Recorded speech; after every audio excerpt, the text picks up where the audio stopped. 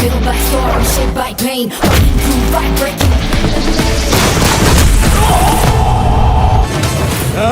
चिल्लू खाया दे। এই মুহূর্তে ইউটিউবে ট্রেইলার আর টিজার নিয়ে দারুণ প্রতিযোগিতা চলছে। কোনটা নাম্বার 1-এ থাকবে সেটাই এখন আলোচনার বিষয়। এর আগে এই তালিকায় এগিয়ে ছিল যশের নতুন সিনেমার ট্রেইলার, কিন্তু এখন পরিস্থিতি বদলে গেছে। আর এই শিয়াল আর নেকড়েরা চলে প্রিন্সের হুকুমে। এখন ইউটিউব ট্রেন্ডিং এর শীর্ষে আছে বাংলাদেশের 2টি সিনেমা। প্রথম স্থানে রয়েছে শাকিব খানের প্রিন্স, আর দ্বিতীয় স্থানে রয়েছে সিয়াম আহমেদের রাক্ষস।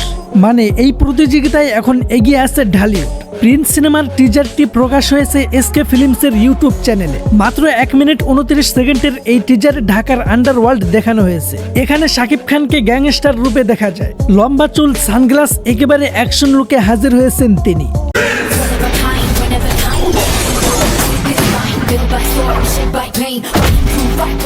এছাড়াও তার আরেকটি ভিন্ন লুক দেখা গেছে, যা দেখে মনে হচ্ছে গল্পে ভিন্ন কিছু থাকতে পারে।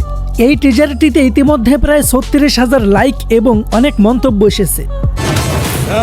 चिल्लू खाया दे। অন্যদিকে রাক্ষস সিনেমার ট্রেইলারেও রয়েছে অনেক উত্তেজনা।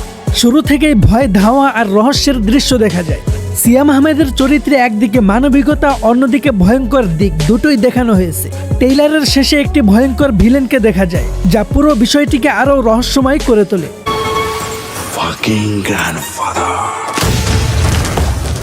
এই ট্রেইলারেও প্রায় 25,000 লাইক রয়েছে।